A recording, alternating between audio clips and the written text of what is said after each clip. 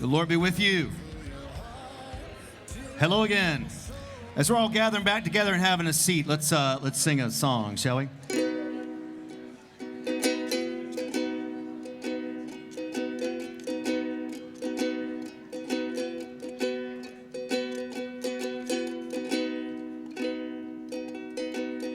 Here we go.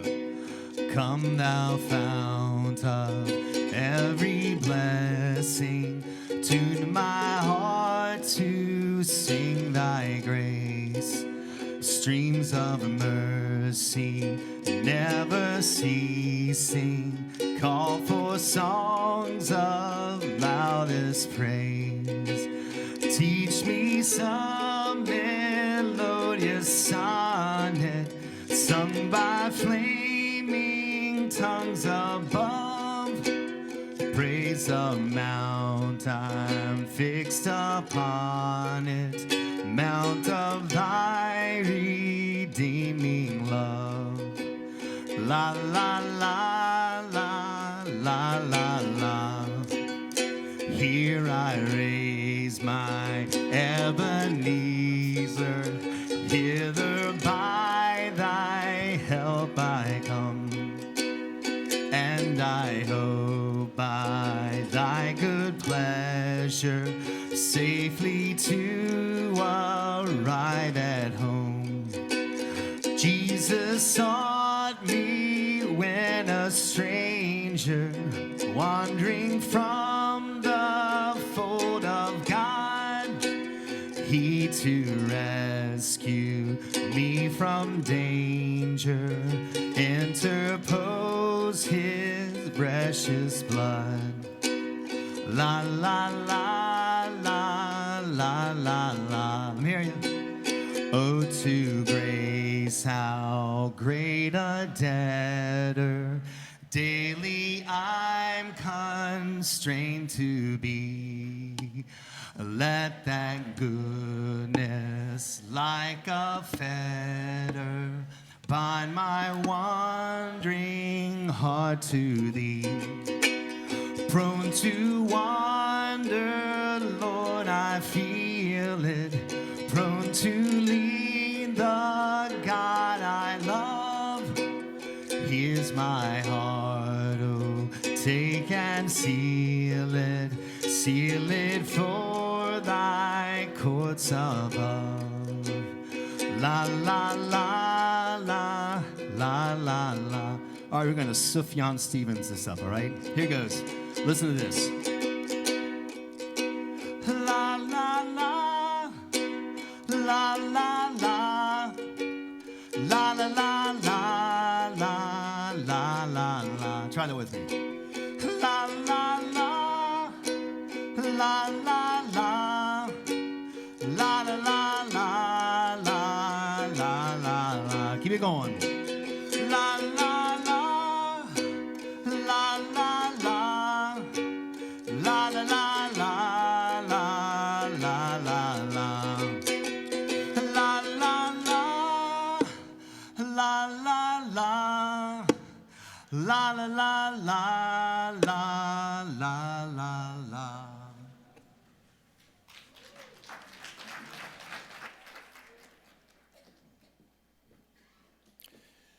It's my pleasure and privilege to introduce Dr. Soon Chan Ra, Professor of Church Growth and Evangelism at North Park University in Chicago.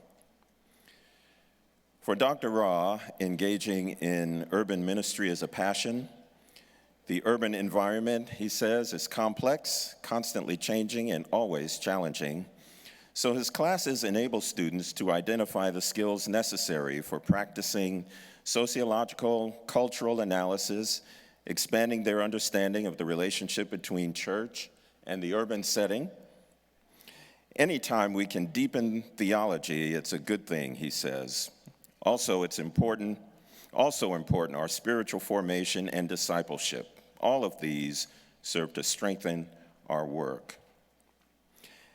As an ordained minister in the Evangelical Covenant Church, Dr. Ra has seen firsthand the denomination's significant growth in urban areas. and an increasing need for intercultural ministry.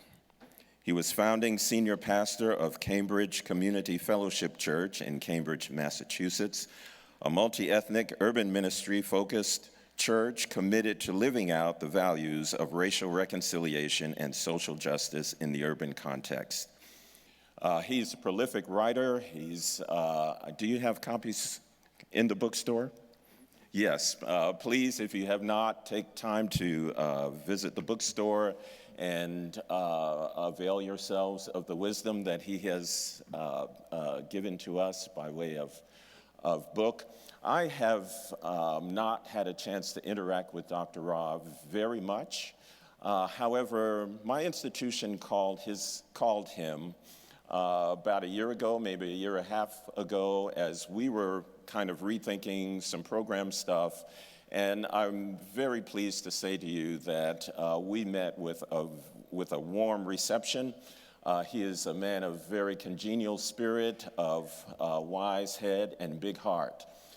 He is a husband and father of two, and commands space with the joy of the Lord. So I ask you to welcome Dr. Soon-Chan Ra. Thank you. Thank you very much. Thank you.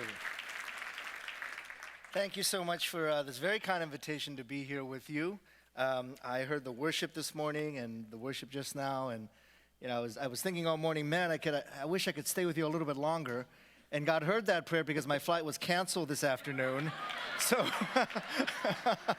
so I will be with you a little bit longer than expected. But I did manage to get your flight out this evening, but I will be with you a little bit longer. I'm very glad to be here with you to talk about some of the things that are going on in the world around us, but not just in the world, but within our neighborhoods and within our communities. It's an area that I've been writing about, especially as how do we as a church respond to these things. So some of these books I believe are in the bookstore, but today's talk will come mostly from this book that I wrote a couple years back called The Next Evangelicalism. And it deals with some of the changes we're going to be talking about in our society and how the church responds to these changes. I finished this book a couple years ago. This is a commentary on the book of Lamentations. And if you've ever wanted a commentary on the book of Lamentations, and I know every single one of you has wanted one, this is the one to get. Lamentations is not necessarily a popular book of the Bible, which is why my wife said 5 years of working on this book, you're going to sell about 5 copies. Please prove my wife wrong today and pick up at least 1 copy so that her words are not prophetic after all. The very latest book that I wrote, I co-authored this with my dear friend Gary Vanderpaul, who taught at Denver Seminary, but he was also my associate pastor for a number of years. His work was at Boston University with Dana Robert on global expressions of justice from American churches. My work on kind of domestic expressions of justice in American churches. We combined that to talk about how American churches, particularly evangelical churches, have responded to the call for justice over the last 50 years. This just came out this past year. So if you're interested in following up on some of the topics that we're discussing today, these might be interesting places for you to start. Well, I want to talk about what is next. The world is definitely changing. The circumstances that we live in and the context that we live in is changing very rapidly. The issue oftentimes for the church, though, is not, is the world changing? That's kind of a given. The reality of change in our world is kind of a given. But how will the church respond to those changes? That's really more of the issue for many of us, because what we see is that the constant is change. The constant reality is changed. And maybe the other constant is that the church oftentimes doesn't know how to adapt and deal with that change. Maybe that's the other constant that we have to deal with.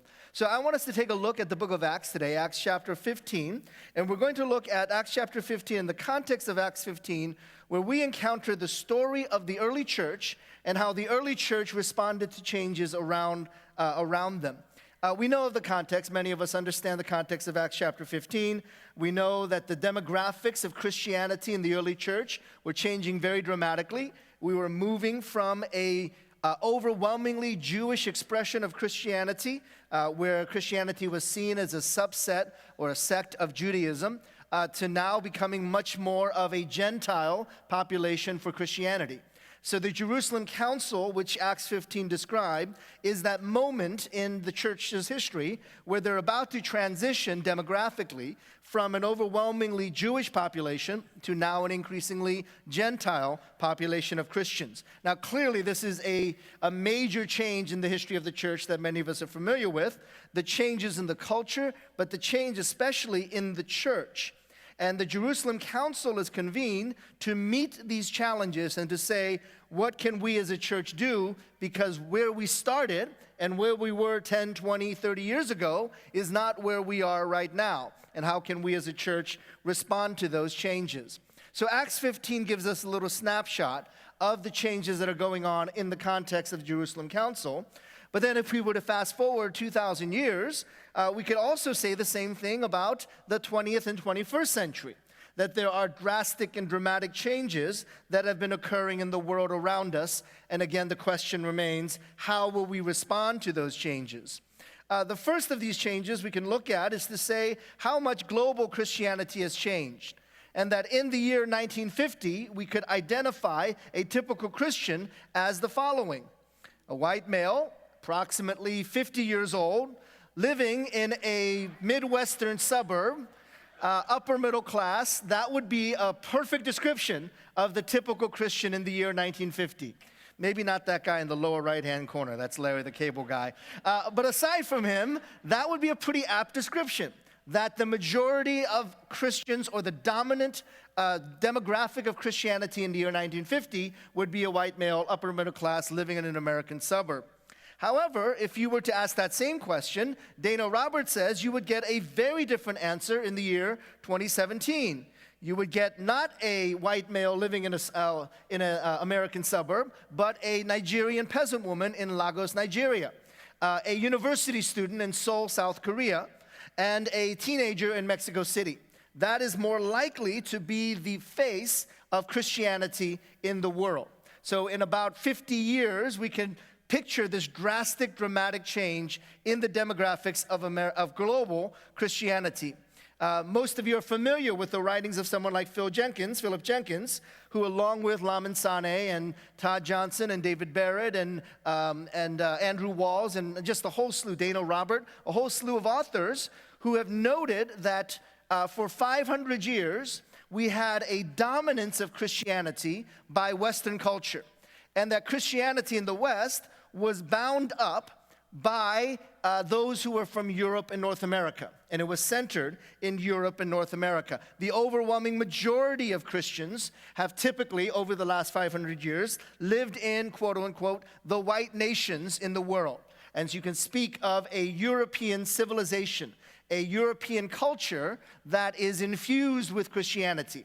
And that was the assumption for 500 years, that European culture was infused with Christianity, and that the European nations were going into the rest of the world with this kind of Christianized European or Europeanized Christianity, however you want to look at it. But this idea of this blending and fusion of European and Christian culture going out into the world, whether it was into the New World, into Africa, Asia, Latin America, the spreading of this Europeanized Christianity or Christianized European culture. One of the unfortunate examples of this would be something called the doctrine of discovery. My current book is on this. I'm co-authoring with Mark Charles, a Navajo native Christian. We've been working on this book for quite some time, hope to be finished within the end of this calendar year. But what we're examining is a series of papal bulls in the 15th century that were issued to state and give authority to the European powers to be able to say, we are the real image bearers of God, so that wherever we go, we're the first people that bear the image of God, and therefore, we, the image bearers, the European Christians, can treat non-Europeans any way we want, because we are the true image bearers, and these Africans, these natives, these Asians, these folks from in the New World and in Africa and Asia, they're not really made in the image of God like we are made in the image of God. So that's part of the dominance over the last 500 years of a Eurocentric Christianity. The assumption and the belief that European Christianity or white Christianity held a superior position over and against other people groups, the doctrine of discovery. So this is what enables the Prince of Portugal to go to Africa and start the slave trade. Because he is the true image bearer of God, he sees in Africa not people filling this continent, but future slaves and chattel labor. And so that assumption, drawn from a dysfunctional Christianity, leads to the European dominance over Africa. And the same thing, of course, happens when the Europeans come to the New World. Again, the irony of that language, into the New World, where millions of people and thousands of civilizations already exist, and a European discovers this new world, where already millions exist. Why could he say that? Why could he say that he discovered a world that was a blank slate, that was a blank canvas that could be now written upon because of the doctrine of discovery, where the church told him, you're the true image bearer, and wherever you go, you're the first image bearer to gaze upon that land. And so you have the authority to take African lives into slavery and to take land away from the indigenous people of wherever continent you're on, whether that is North America, South America, or Australia. You can go and take those lands because as Europeans, as whites, you have the true image of God, and these people do not. And so that's the kind of dominance that we've seen over the last 500 years in church history, and particularly in kind of European and North American history. That there was the belief and assumption that European white culture was the standard by which all other cultures should be judged. It was the height of culture. It was the ultimate expression of humanity. It was the fullness of the image of God. And other people groups that were encountered were simply, again, slave labor or people to, or not, maybe not even people, but to take land away from. So that becomes the dominant theme over the last 500 years in this kind of age of exploration and the age of expansion. As the European powers expand throughout the globe, Christianity is also expanding alongside, but what we're seeing is a dysfunctional form that elevates European bodies, European cultures over and against other people groups. So we can speak about this culture that is dominated by European Christianity. But changes have occurred in the last 50 to 100 years. Over the past century, meaning the 20th century, the center of gravity in the Christian world has shifted towards Africa, Asia, and Latin America, and there will be a new boom for Christianity in the 21st century, but it would not be in European and led by European or Euro-North Americans, but it will be led by Asians, Africans, and Latin Americans. It will be from those outside of the majority culture in the European continent or North American continent. We're seeing this in the numbers of the ways that Christianity has changed very dramatically. In the year 1900, you could claim that 80 to 85% of the Christians in the world were of European descent, found on the continent of Europe and also in North America. In 2005, we already passed the threshold where 60% of the Christians in the world are now of non-European descent, and by 2050, 70% of the Christians in the world will be in Africa, Asia, and Latin America. So we're seeing this very dramatic shift. I have those in quotation marks because if you count the non-white Christians in Europe and North America, that number actually jumps to about 80 to 85%. So in 1900, 80 to 85% of the Christians in the world were white. By 2050, 80 to 85% of Christians in the world are going to be non-white. So in 150 years, that jump from 1900 to 2050, in 150 years, the demographics would have flipped over, and 1,500 years of church history, where that 1900 statistic was true, 1,500 years of church history will be reversed in only 150 years. So we're talking about living smack dab in the middle of that moment. That dramatic, drastic changeover from a Christianity dominated by Europeans and those of European descent to now a Christianity that is dominated by Africa, Asia, and Latin America. Now, none of this should be news. There are dozens and maybe even scores of books written on this topic now. It is an accepted reality in kind of almost every academic, missiological, religious studies, historical context courses. We know that this has been true for several decades now, where global Christianity has shifted from Europe and North America to Africa, Asia, and Latin America. None of this should be any new news for any of us in this room. What I do want to push us on is the global trends finding its way and expressed in American Christianity.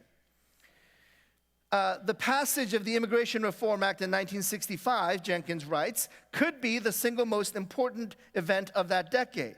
The U.S.'s ethnic character will become less European, less white, with all that it implies for religious and cultural patterns. Philip Jenkins writes about the changes not only in global Christianity, but the changes also in American Christianity.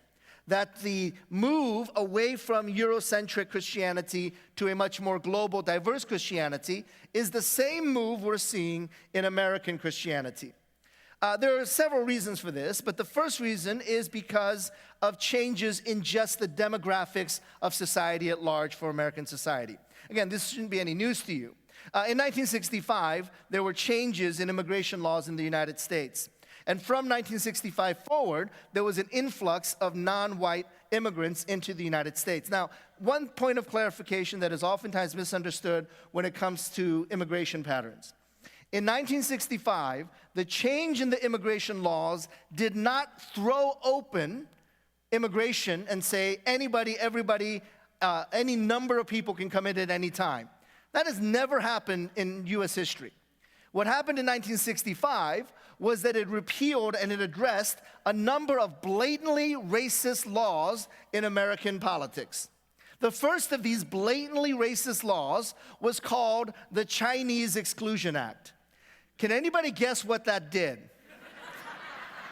Yes, it excluded Chinese people. So this was not hiding anything. It was not trying to make a Muslim ban not a Muslim ban. It was very explicit saying, we don't want Chinese people. We're going to pass the Chinese Exclusion Act to exclude Chinese people. Now, there was a series of these laws, and they essentially limited immigration to be immigrants from Europe and not from the other continents, trying to keep America white. Now, those laws were changed in 1965. It was not, we have 200,000 immigrants in 1964, now let's open 6 million immigrants in 1966. That didn't happen. What did happen was the redistribution of the pie. So if most of the immigrants were coming from Europe in one year, in the following year when these laws change, now the distribution of that pie begins to change, and more immigrants are coming from the Caribbean, from South America, from Asia, and from Africa. That's the major change that occurs. You can see in this particular slide the diminishing of the European slice and the increasing of the Asian slice of immigration. So this is what is happening in immigration patterns from 1965 forward. It's not that we threw open the doors and decided anybody and everybody can come in. It was actually just redistributing those immigrants that could come into our nation. So, but that did mean that there was an influx of non-white immigrants from 1965 forward. By 2008, we already had a U.S. minority population that was a third of the American population. 2011 is one of the most important numbers for you to know. We already passed this 6 years ago. In 2011, the birth rate in the United States had already passed minority status. So half the births in the United States are already at a point where the majority of children born in the U.S. are of non-European descent. 2011 makes sense of 2016, where in 2016, this past year, the incoming kindergarten class was majority non-European. Why? Because 5 years earlier, the birth rate was majority non-Europeans. 5 years later, the incoming class is going to be majority non-European. Just pure basic logic here. 2023. And again, because of the rapidly increasing birth rate, you will have in 2023 half the children in America now of non-European descent. You see it's kind of moving a little further along and at a faster rate because of birth rates. By 2042, half the U.S. population will be of non-European descent. That number adjusts from 2042 to 2050, but somewhere in the decade of the 2040s, the majority of all Americans are going to be of European descent. What you need to realize is those four numbers are tied in together. 2011, 2016, 2023, 2042, those are all linked together, which means that the browning of America, the diversity of America, is not due to immigration. It is due to birth rates. And this is evident in a study done by the Pew Foundation, which showed from 2009 to 2014 that the net immigration from Mexico was actually negative 140,000 immigrants from Mexico over a 5-year time period. So we're not talking about the change in American society due to immigration patterns, but it is due to birth rates. So here's my proposal. Forget the wall. Let's build a dome. We'll build a dome. We'll get Canada to pay for a dome over the entire United States. We will hermetically seal this nation. And you will still end up with a diverse nation.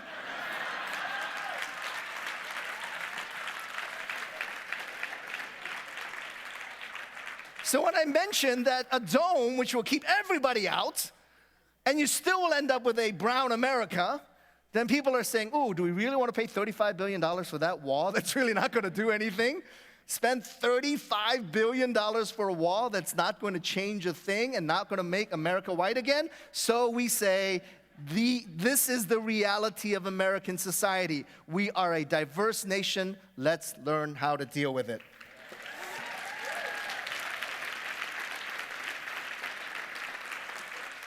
Now, here's kind of two different approaches that I think Christians can take on this diversity issue. If you listen to, and don't, if you listen to cable news or if you kind of follow any news on the internet, it seems like the main agenda right now in our politics, in our society, is to stop some form of immigration. It's kind of the main thing that people want to do. Keep America safe by stopping immigration. Whether that is building a wall or whether that is banning certain groups of people from certain countries, the whole goal of the current understanding of defense is defense around immigration. And so there are two factors that we as Christians cannot accept that kind of proposal. The first is a missiological mission opportunity. And this is something that I think, especially when I speak to evangelicals, that I kind of need to expose the hypocrisy of Christians and the missed mission opportunity here. Now, I'm at a certain age where I remember when I was in college and when I was in seminary, I went to a lot of mission conferences 20, 30 years ago. If you're around my age, I'm turning 50 this year. There were a lot of mission conferences in the 80s and 90s, in the 2000s, into the 2000s, but certainly in the 90s. And all these mission conferences focused on a particular people group in the world to pray for God to reach. And that was the communist bloc nations. You all remember that? I remember going to mission conference, so many books about reaching China with the gospel, reaching the Soviet Union with the gospel. And actually, after many decades, actually, of prayers and mission conferences, God answered prayer. And the Iron Curtain did fall, and the Berlin Wall did come down. And the gospel was able to go into these nations which we once thought were not accessible with the gospel. In fact, there is some evidence that the most Christian nation in the world right now, in terms of raw numbers of individuals, is not the United States, but it's actually China. Might be the most Christian nation. Now, there's official state numbers that show they have 30 million Christians in China. That's the official numbers for the official state church, those who publicly go to the 3 self-churches. But if you start adding in the house church movement and the underground church movement, those numbers go through the roof, anywhere up to about 250 million Christians in China right now, which would blow away the United States in terms of the Christian population, where our entire population is about 320 million, and we're about maybe 50% Christian, maybe being generous saying 50%. So the most Christian nation right now, in terms of raw numbers and actual numbers of believers, is actually China. Which means God answered our prayers when we prayed for the gospel to go into places like the former communist countries. Now, we knew that, and so missiologists and missionaries and mission agencies shifted the focus of prayer and shifted the focus of these mission conferences. And in fact, over the last 10, 15 years, the emphasis has not been on reaching China with the gospel. We know that the gospel has actually gone into many places in China. But now the emphasis has been over the last 15 years is praying for what people group? Muslims. That's been the major emphasis of prayers for mission agencies. Let's reach the Muslim world with the gospel. Book after book after book has been written on missiology about reaching the Muslim world, the Islamic world with the gospel of Jesus Christ. And guess what? God is once again answering our prayers. Now, many of us, or most of us, or none of us, are going to Syria anytime soon. We're not going to Iraq anytime soon. But, we got one or two. Praise the Lord. But guess what? God said, I'm going to bring 120,000 Syrians to your doorstep. I might bring 20,000 Syrians to your doorstep. Or 12,000 Syrians and Iraqis to your doorstep. And they're not going to be, whatever you think they're going to be. They're going to be your neighbors. And if you just act like Christian neighbors, you would be a witness to me all throughout the world. And that's why it's stunningly hypocritical for Christians to be at the forefront of saying, we don't want 12,000 Muslims in our neighborhood. That's insane. That's hypocritical to say, oh, we're so worried about our safety that we can't take 20,000 refugees. We're going to have to ban you for a couple of months and not have you be our neighbors. If every church, no, forget that. If 10 churches adopted one Syrian family that was a refugee, we would change the whole story of refugees in America.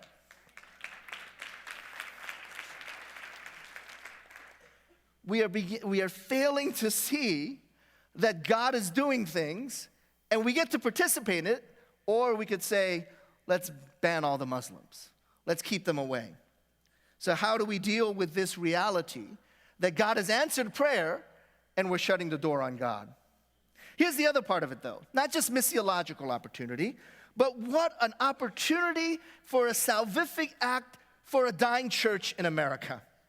This is something we have to realize, and most of us have kind of come to this conclusion because we've seen all the studies, the ARIS study, the Pew Foundation study, so many reports that says that the fastest growing religious identification in America is what? Spiritual but not religious. You've read all the books, you've read all the studies, it's declining like crazy in the mainline, in the evangelical. Every group that you look at, there is a sharp decline of those who are attending church on a regular basis, particularly among the millennials. That's just kind of a done deal on this. The growing activity, a growing number of spiritual but not religious. Now that group tends to be more likely white than non-white because the black churches are doing okay.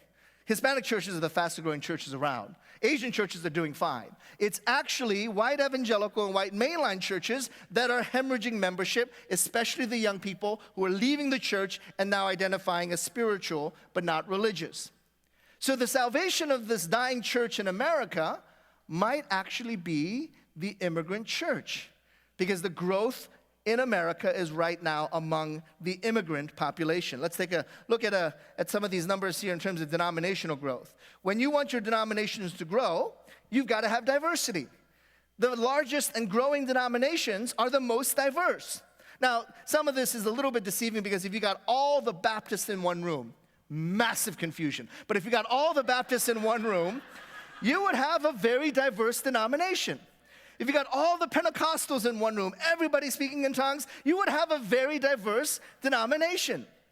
But if you are a monolithic denomination, if you are just one ethnic group, you are most likely to be in decline. Lutherans, 96% white. I'm still looking for the 4% non-whites. I haven't met them yet, but apparently they're out there. 96% white. Small, declining denomination. Congregational UCC, 89% white. Episcopalian Anglican, 89% white. If you want your denomination to die, remain 90% white. That's the surefire formula for church death.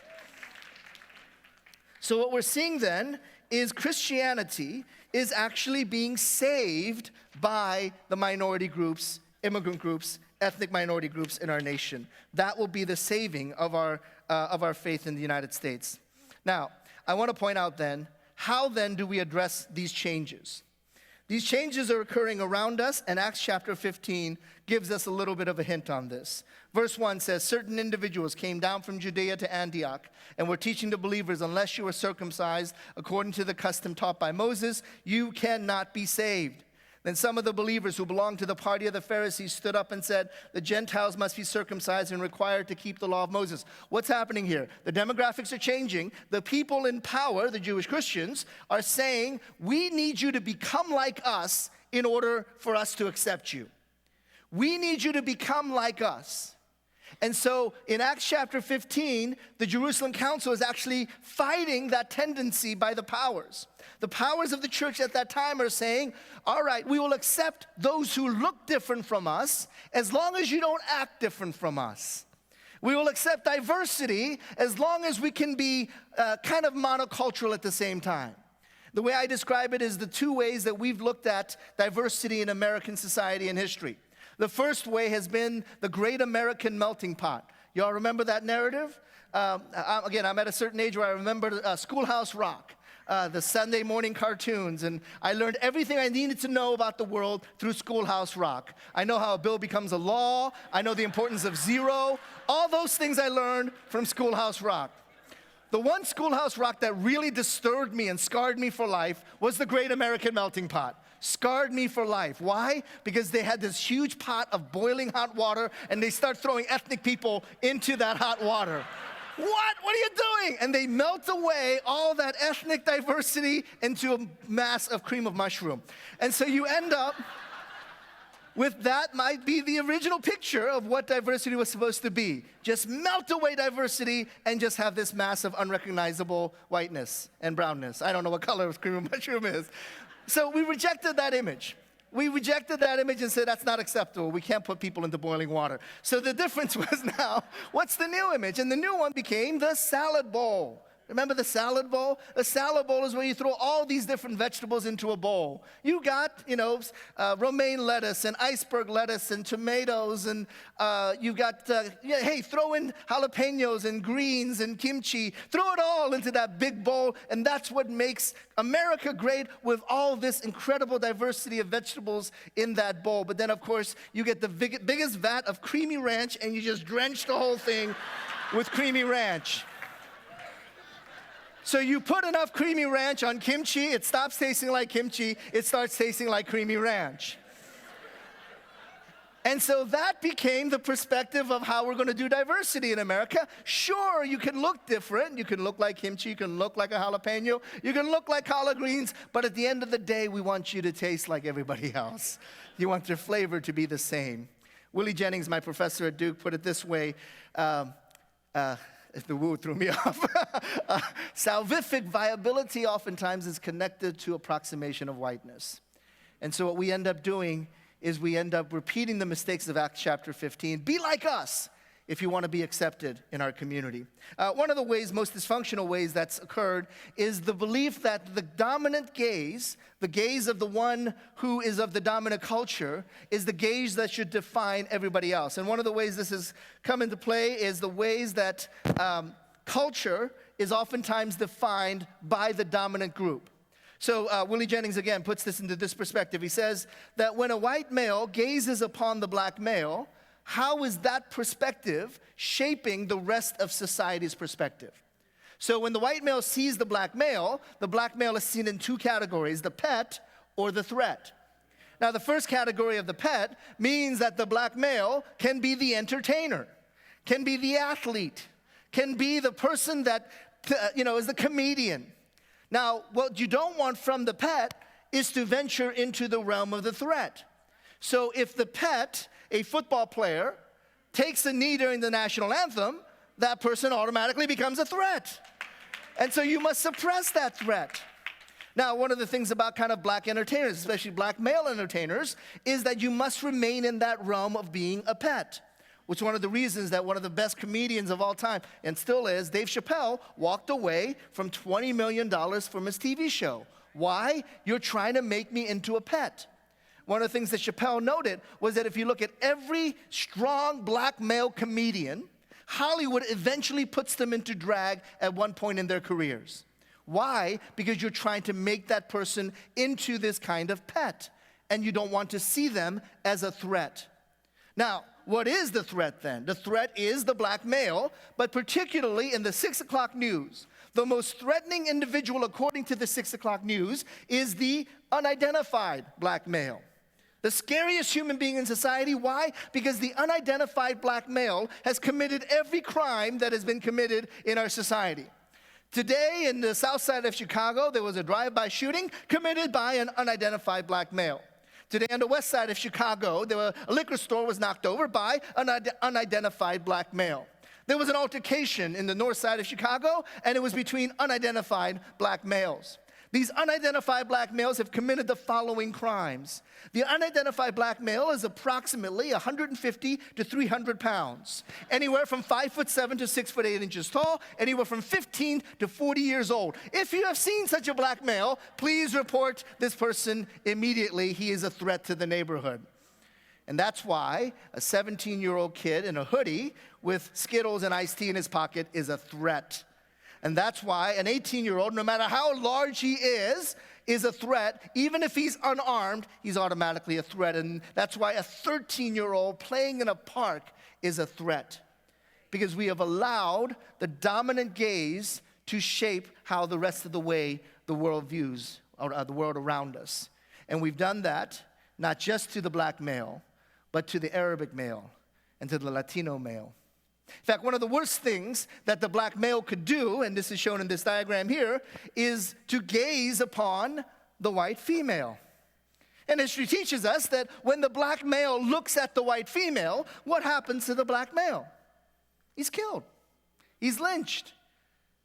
In fact, you don't even have to do it. If the white female accuses the black male of doing it, then you are Emmett Till, and you will be killed and lynched. And that's why it is not an accident that a presidential candidate begins his first speech with the categorizing of Mexicans as rapists. That was not an accident. That was a deliberate racist comment that we must say that was a racist comment.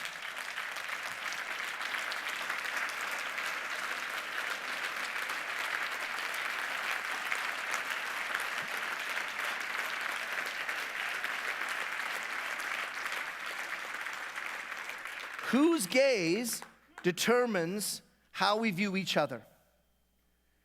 Do we now view anybody who is of a darker skin, who might wear a hijab, who might have a certain different sounding name? Now they are automatically a threat to our society and to our well-being. Whose gaze makes that determination?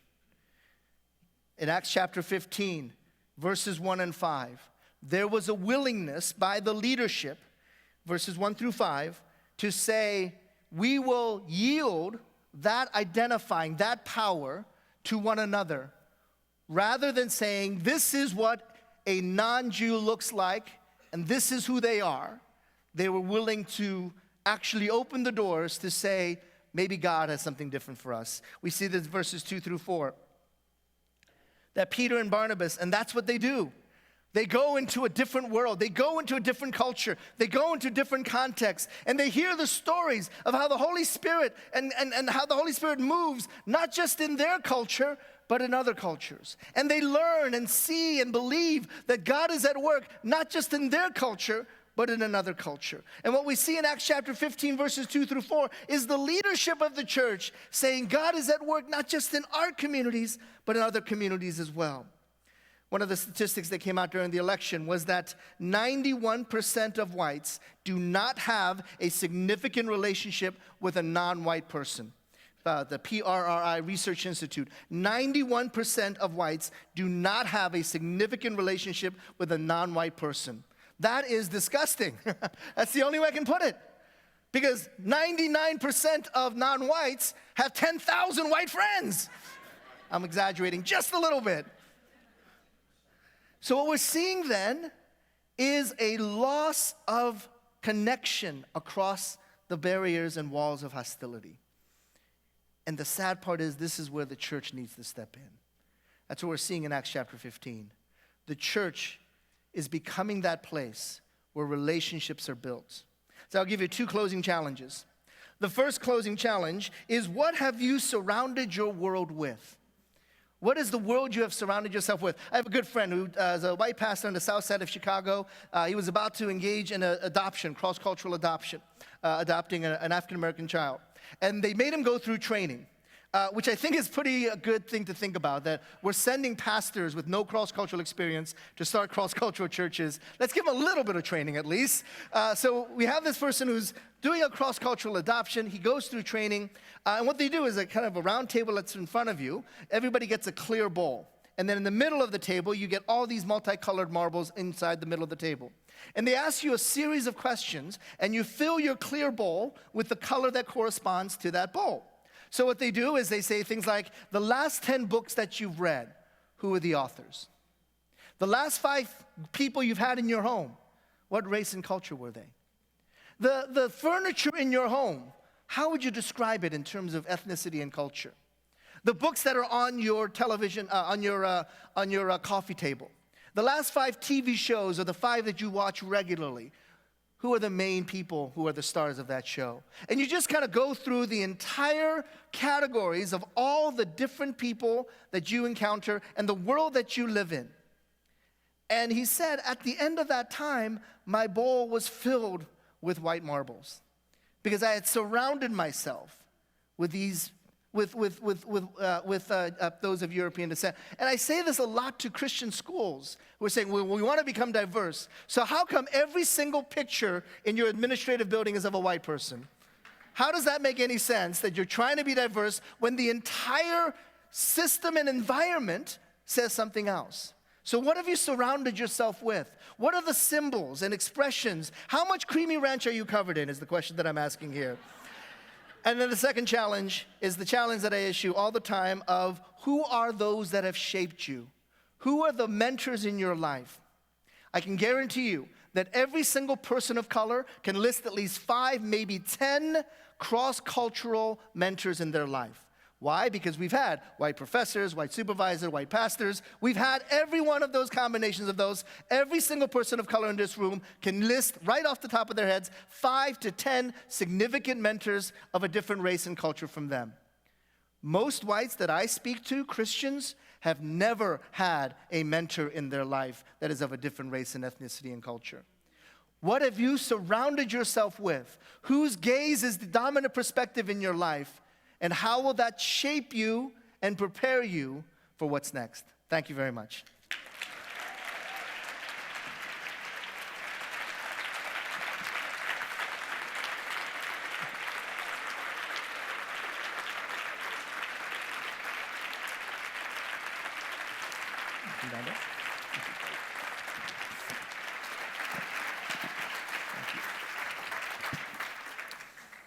We'd like to give you plenty of time to ask the questions that are on your minds.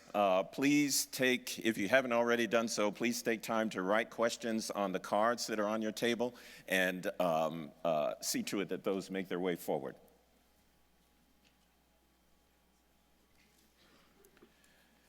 So, Dr. Rod, thank you so much for a wonderful, insightful presentation.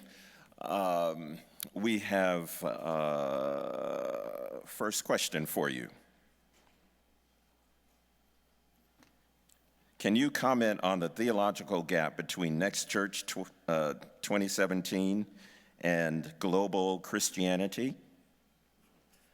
Yeah, I think just across the board, American Christians are fairly deficient in trying to understand global Christianity.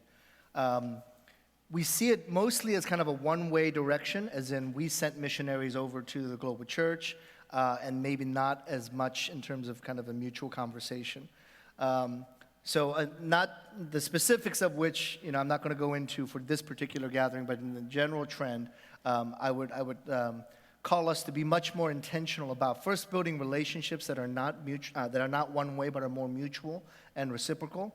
But also, how are we actually uplifting these stories more effectively and more intentionally? The truth is that most of the writing still is done from the West towards the non-first world. So what we're talking about is the patterns of church life, the patterns of education, the patterns of denominational leadership still tend to follow the patterns of the dominant culture and the dominant group. So how are the patterns of your life challenging that? How are the practices of your community challenging that? So I don't know if I can offer specifics because I don't know the exact church context you're in. I don't know the community that you're a part of. But how do you begin to change that narrative in your community? One of the authors that have really influenced me a lot in the last couple of years as I've been doing this work on the doctrine of discovery is a linguistics professor at Berkeley named George Lakoff. Brilliant stuff. And what Lakoff is arguing is that sometimes metaphors and what Walter Wink would call mediating narratives, and what Berger and Luckman would kind of put into their formation of social structures, that mediating narratives and metaphors are more powerful in terms of shaping a culture than maybe even some of these kind of more traditional ways of looking at things. So what are the metaphors that you continue to go to that actually perpetuates the Western European, North American dominance? And what are new metaphors, new mediating narratives that can be introduced that might change that conversation? Thank you. What would you say to the position that Christ is the church, and so the church cannot die, given the demographics of decline you presented? Yeah, so I agree, the church does not. And so what we're seeing is actually something very exciting, which is that the gospel is going forth in other parts of the world in ways that it's not going forth here in the United States. So it almost feels like maybe our mission efforts need to revert back to American society because of the decline there. So absolutely, I agree with that statement. The church does not die. But then if you're thinking of that in just kind of the American context, then you're missing the whole picture. So yes, if you look at just the American church, you can argue that the church is in decline, the church is dying. But if you look at the global church, you can say, actually, no, God continues to move and work in different parts of the world. So maybe the challenge for us is to think more missionally, to think more evangelistically, to think more intentionally about being the witness of the gospel in American society. But what I've said is that you don't have to do this alone if you're of the majority culture, because God did send what I call spiritual reinforcements, and that's the immigrant community. They're coming as spiritual reinforcements. And their children in particular, the children of immigrants, are particularly the spiritual reinforcements. So in that sense, is the church dying on a global scale? No. God is, in fact, the Christianity has exploded on the global scale.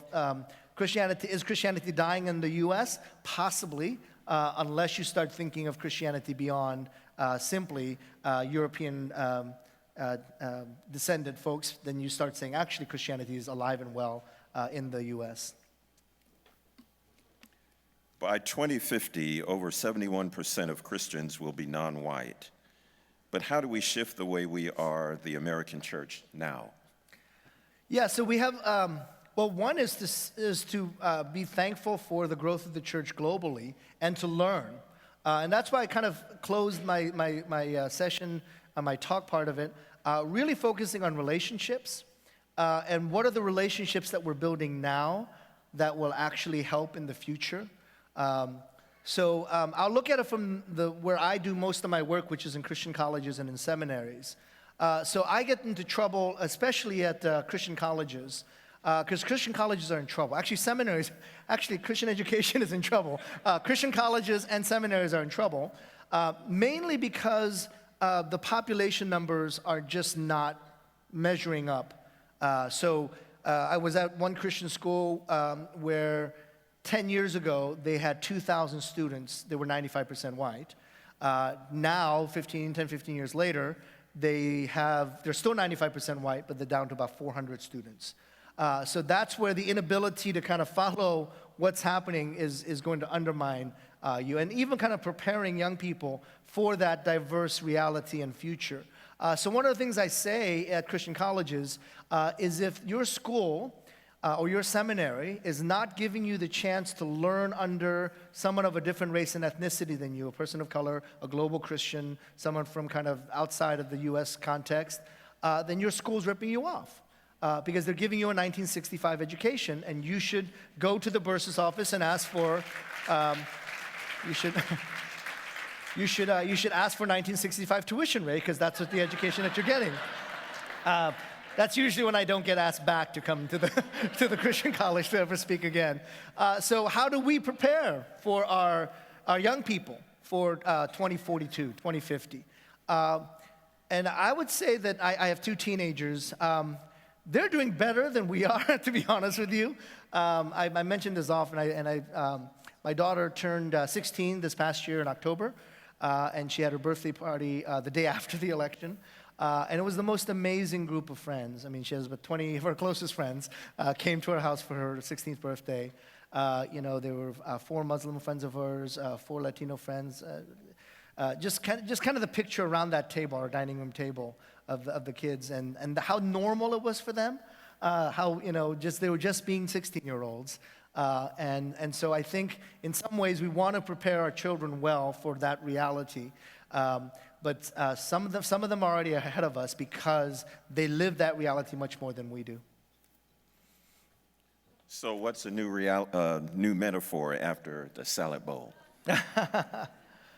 Yeah, I don't know. Some of you can tell already, I like to eat. So I was thinking kind of the all-you-can-eat buffet was kind of the way that I was leaning towards, that you can get all these different dishes and it all blends into one, but you can also get all these different flavors. So that was kind of my first thought. Somebody said, what's that? Jambalaya was kind of another one where you get all these different flavors, but they don't lose their original flavor. I think that's too much of a regional illustration to be effective.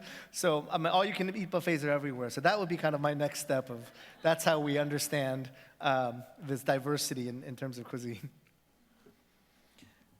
How do we have multiracial community without asking the Black church to give up the necessary support system and safety the Black church provides?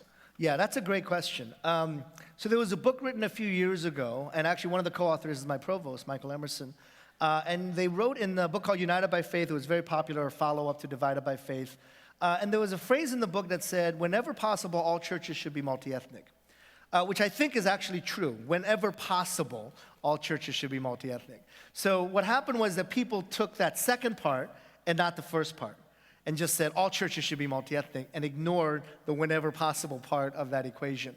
So I would love for more churches to be multi-ethnic. The statistics now are atrocious on this. The sociological definition of multi-ethnicity is 80% of one group, 20% of another group. In 2007, only 7% of American churches were considered multi-ethnic. I think that number just got to double digits in the last few years. And so we're talking about an atrociously low number of diverse churches or multi-ethnic churches. In fact, there is no other institution that is this segregated than the church in terms of 90% of the churches still remain hyper-segregated. So I think there should be more multi-ethnic and diverse churches.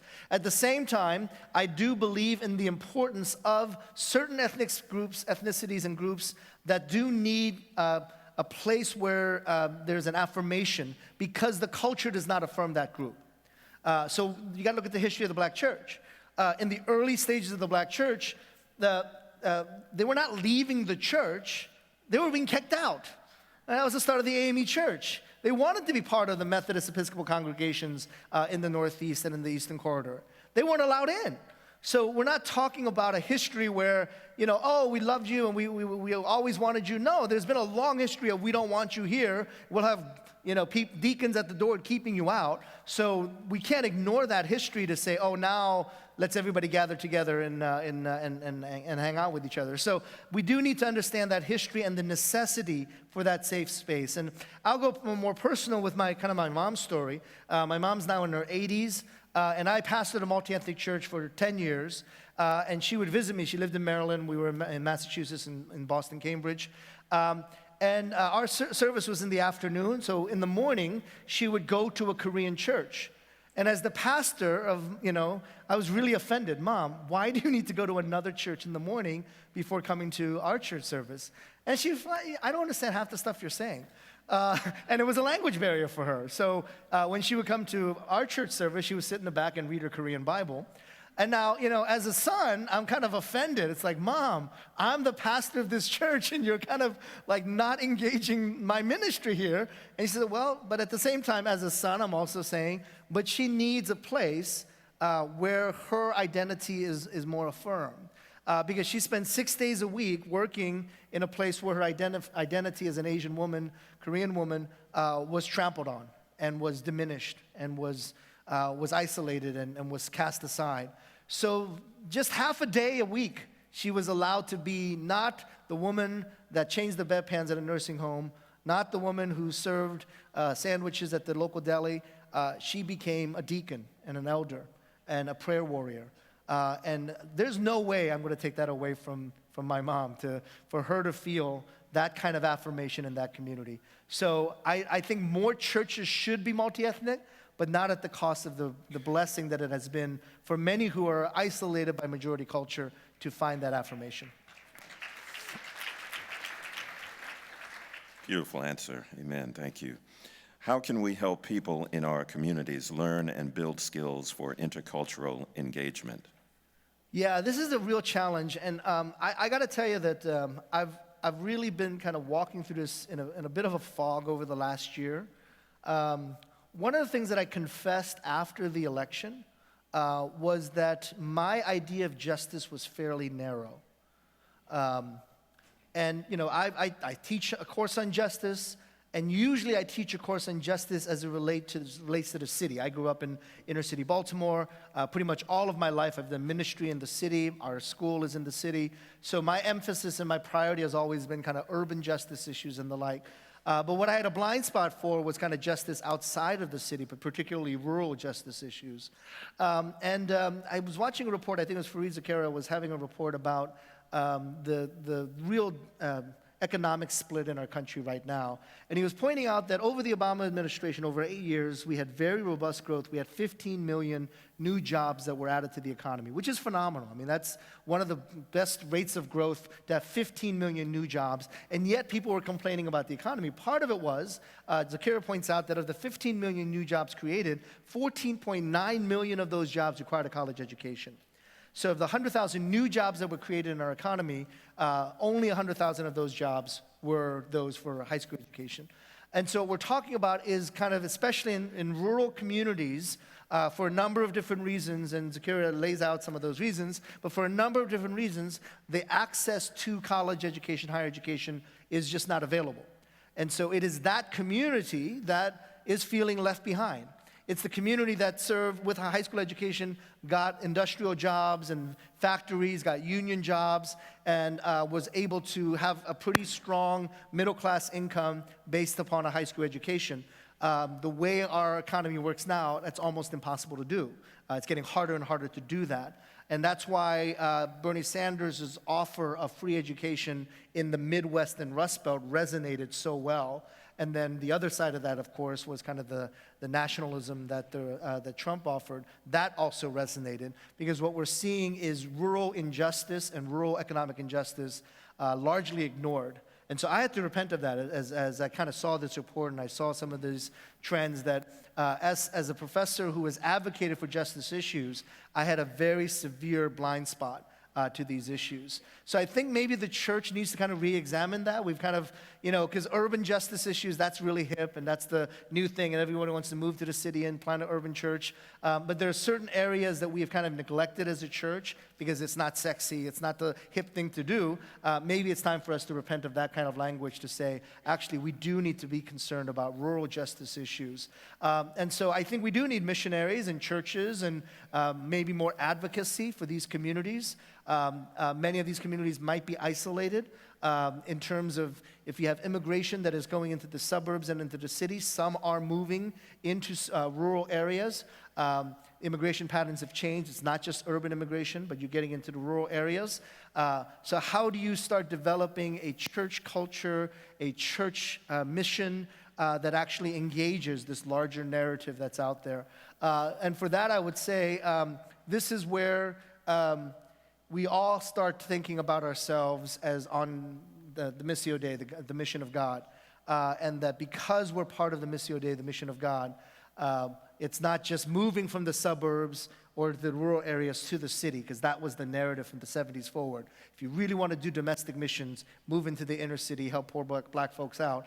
Well, that's not going to be the narrative anymore, because we have different areas of our country that have been, in some ways, economically and maybe even spiritually neglected.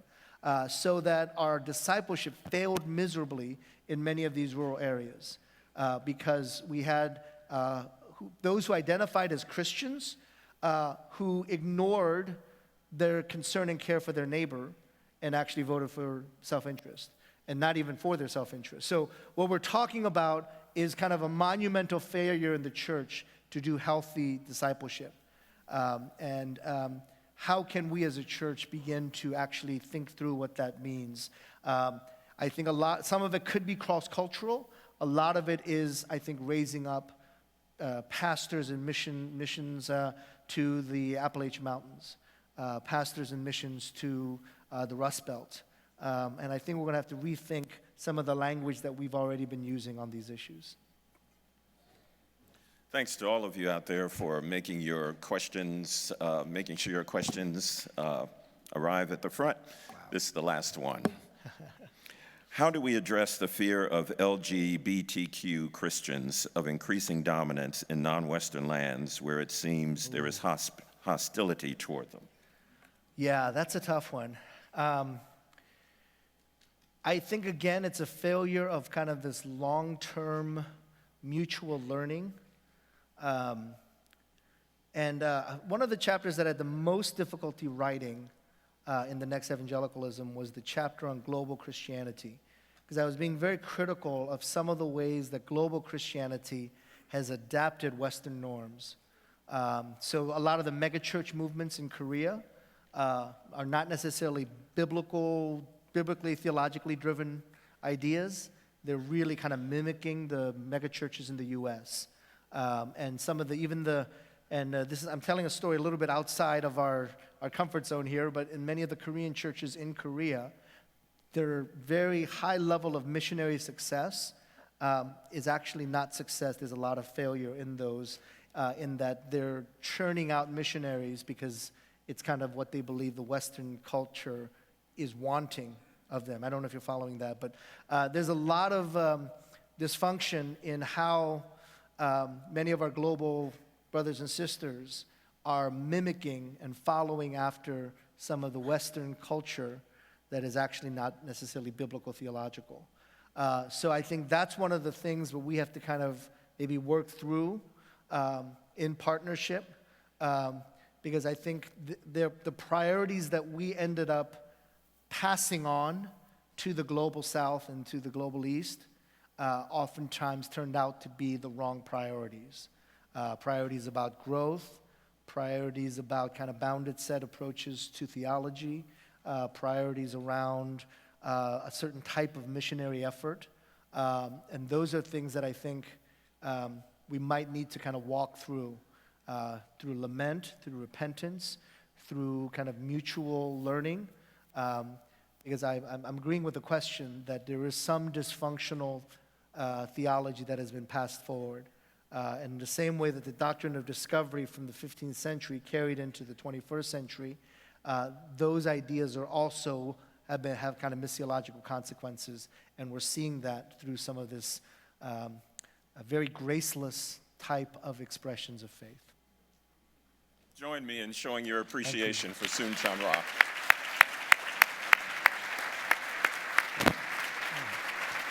Thank you. Thank you very much.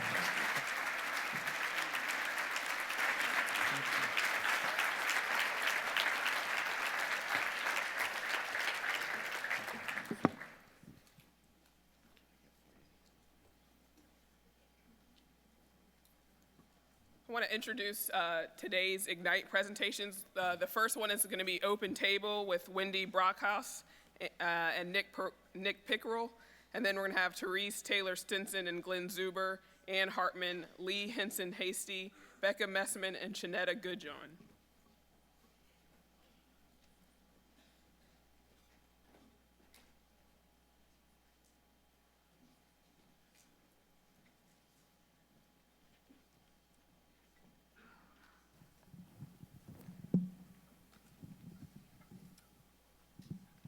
Hello, we have a video.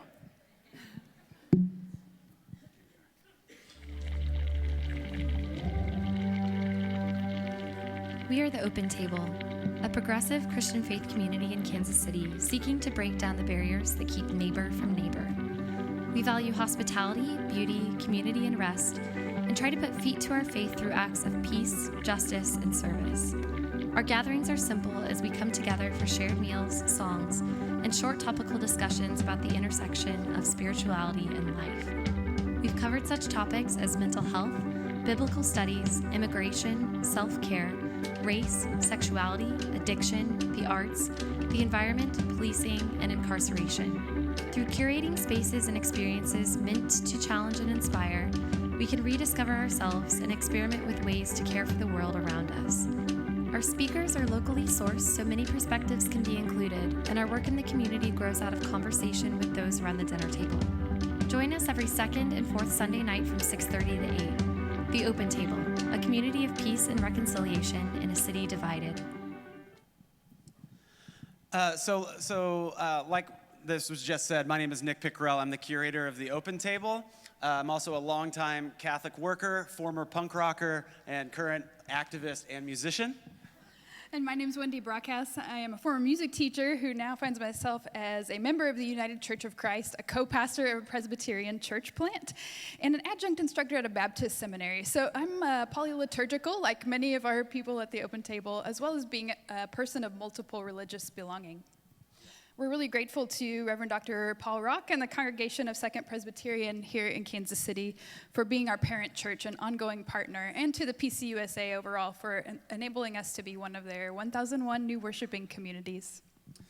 So this past fall, shortly after the election, we saw an increase in hate crimes, both locally and nationally. And so Wendy, our leadership team, and myself decided that the Open Table should respond in some way. So we did the logical move, which was to completely scrap our upcoming gathering, and in under a week decide to organize a bystander intervention training, a peacemaking workshop. So we reached out to a couple community organizers to help us with the training. We posted this event on Facebook, and within a matter of days, we had 940 people interested and 184 people saying they were going to come. We're a dinner church, and I don't know how you're supposed to plan for somewhere between 184 and 940 people. So we took a deep breath, and we implored people to bring what they had. And thankfully, our fears were unfounded. 160 people, both Christian and non-Christian alike, packed into the space, bringing lots of food with them. It was a fishes and loaves kind of a moment. So what we did that night is we had our usual dinner. We talked about the early church's view of communion as an act of peace and reconciliation. We spoke about Jesus' devotion to peace and nonviolence. We shared stories of how nonviolence actually works and has worked in the past. We spoke about how we needed to view peacemaking as another form of spiritual discipline, something that requires practice and discipline. Then we engaged in a few de-escalation tools, and by the end of the night, we had a number of folks coming up to us saying, is this the church? If it is, I'm in. And that's exactly what we wanted to be hearing. Because people, both Christian and non-Christian alike, they were pleasantly surprised to see the church doing timely and practical work in the community. And we got to speak about Jesus in ways that resonated with many who came. And it's these types of stories that animate us at the Open Table as we seek to reimagine what the church looks like in the 21st century. Our community turned 2 on March 8th.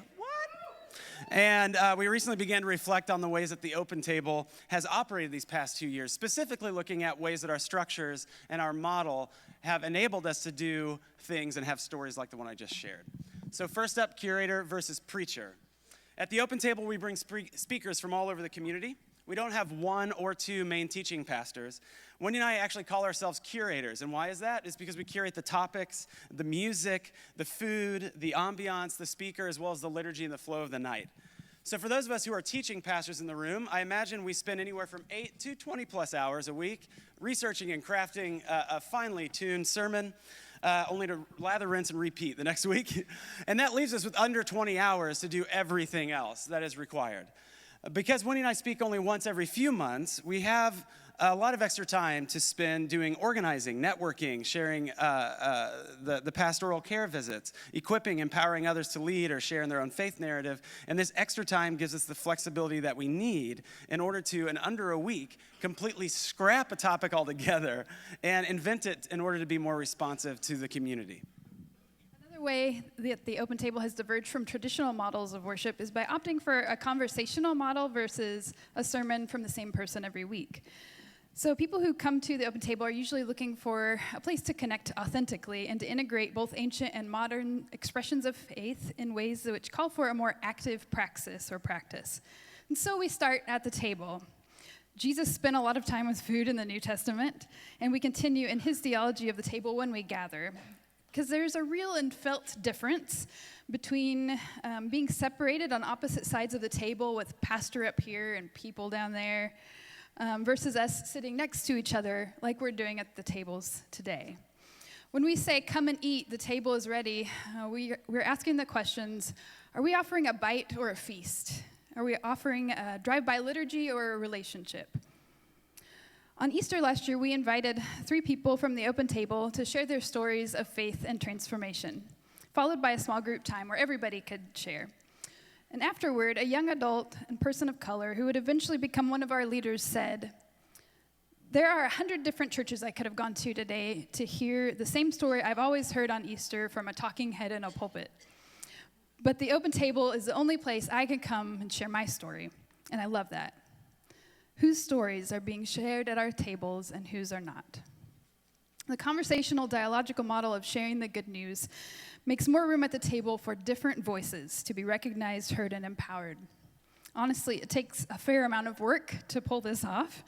There aren't always as neat and tidy of conversations as we'd like, but they do offer the opportunity to invite all these different voices to the table. So in closing, we've shared a couple of glimpses in the life of the open table with you, and I can't tell you how many times I've just stood back at one of our gatherings in awe, just watching the gospel take place before my eyes. It's very humbling. We're very grateful for the presence of God's Spirit in our midst and God's people who help make it happen. This is an environment where we can continue to share food and stories and community with our neighbors, no matter what background we come from, and where we can continue to look for opportunities to be God's instruments of peace and justice in a city and a world which is often divided. So keep us in your prayers as we continue to learn how to draw the circle wider and extend the welcome of Jesus until we have everybody at the table. So to learn more about the Open Table, you're more than welcome to go to theopentablekc.com. And if you'd like to engage in further conversation, I will be available during lunch for one of the optional breakout sessions. We are also going to be hosting a Facebook live stream and teleconference event. You can just find us on facebook.com/theopentablekc. It's Wednesday, March 22nd, 1 p.m. Central Standard Time. And we also have flyers with that same information on it. Thanks again, and we look forward to dialoguing with you about ways that we can do church in the 21st century. Peace.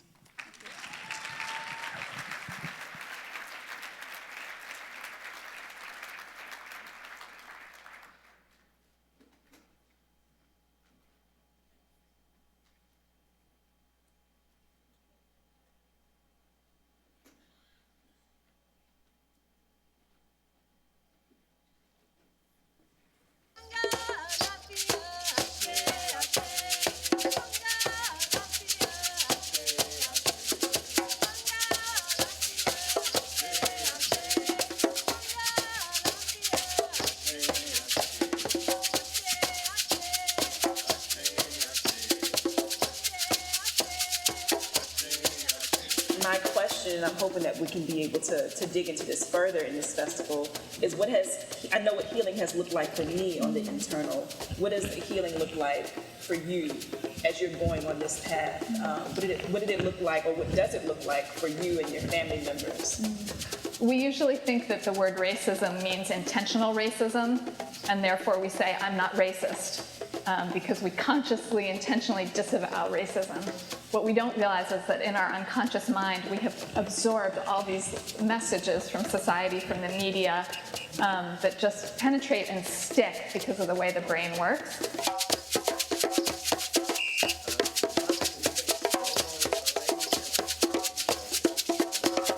Close your eyes, open your spirits, and fall away. And so you still see this sexism that's still relevant in our church practices.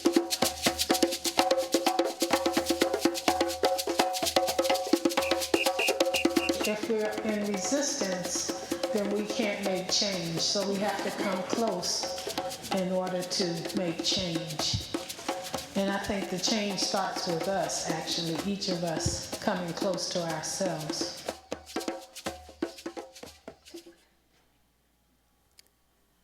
am Therese Taylor Stinson, a ruling elder and the 2016 moderator for National Capital Presbytery.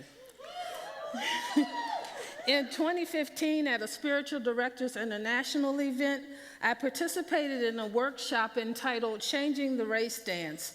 We're using movement and wordless expression. We release the anxiety and tension in our bodies that we brought into the room. Then we sat down across from the other and took turns naming our experience of race. I started by saying, I can remember when my mother first told me we couldn't go to a local amusement park because of the color of our skin. My partner then struggled to name her experience of race. As I shared very easily my experience of race, I noticed my partner was finding it more difficult to name hers.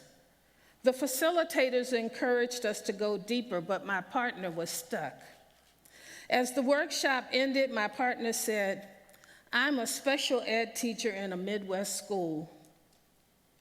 As you mentioned your experience of race, I began to see my mistakes as I was making in my classroom of mostly African American students.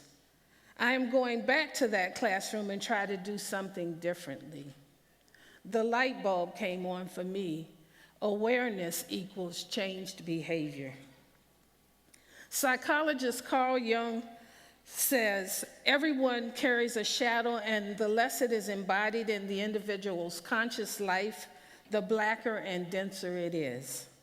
One's shadow is not exclusively one's bad characteristics. It can also be the denial of one's good characteristics, like the ability to love and forgive. Whatever characteristics we deny in ourselves, we project on the other. The other can become victim to our projections or our admiration. Therefore, the idea of the festival is to make us more conscious of that shadow side. We must move toward awakening to the shadow of racism and becoming more mindful about how we behave toward the other. Racial Awareness and Mindfulness 2016, a mini festival of the arts, healing, and awareness in Washington, D.C., began a movement led by National Capital Presbytery to gather those of goodwill to do the work necessary to become aware and mindful about the relationships and the systems and structures that unconsciously influence our behavior. Now we have begun the work of changing that behavior. Thank you, Therese. Hi, my name is Glenn Zuber. I'm a minister in the Washington, D.C. area, National Capital Presbytery. When you encounter living water and you're excited, how do you share it with other people, especially a whole village? When I heard Therese come back from this Spiritual Directors Conference with all these insights into how to create better understanding between people of different races, I was very impressed. How many experiences do you have that conversations on racial justice lead to greater understanding and not polarization? That's why I was impressed. During the initial conversations that led to the festival, there was an initial decision by all the people that were involved, including Therese, National Capital Presbytery, and folks from Next Church, that we wanted to reach people as much outside the church as inside the church. And so to do that, we chose to do an event that was offered through a festival format. Festivals have a unique ability to attract people with different learning styles and coming from different backgrounds. So that's why we chose that. This is how we organized it. Therese had already put together 3 great racial dialogue programs, and then we started inviting friends and acquaintances with their own networks who would like to join the cause and support the cause. Friends invited friends, and soon we had a huge list of sponsors, including many churches. But we also had a farmer's market, a children's theater troupe that worked with kids from the local housing project. So there was a diversity of people supporting this effort. The day of the festival, we had workshops, interracial dialogue, ethnic caucuses, as well as art, music, and dance. It was a day to remember, and it was very exciting. Over 300 people came, but what was most exciting about the day was we saw how the church could host a conversation about a pressing social issue that it was on everyone's mind. People would come, and there was some resolution and greater understanding that came out of the whole experience. That, my friend, is living water. This is the building blocks of something that we think can become a national movement. Come join us in the Kennedy Room at lunchtime for a lunchtime workshop and learn more how you can help us make racial awareness a national movement. Thank you. Thank you.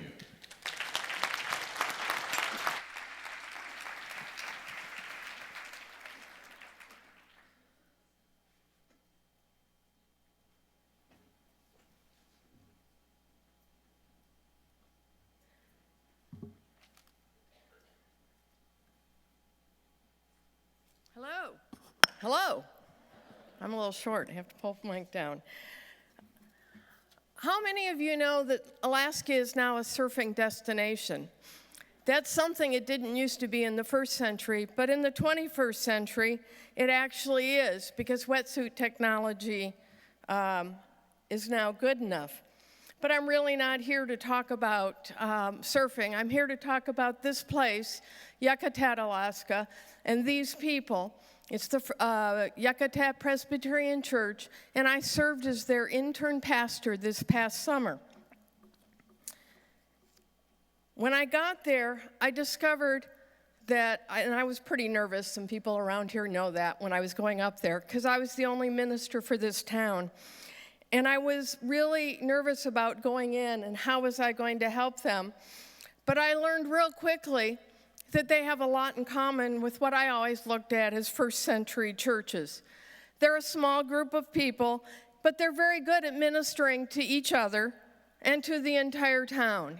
The church is really a spiritual hub up there, which helped me as a minister. The reason they're so good at that is because they very often don't really have ministers. They kind of get itinerant ministers that kind of come passing through. It's what I call a teaching church, or what somebody else told me could be defined as a teaching church.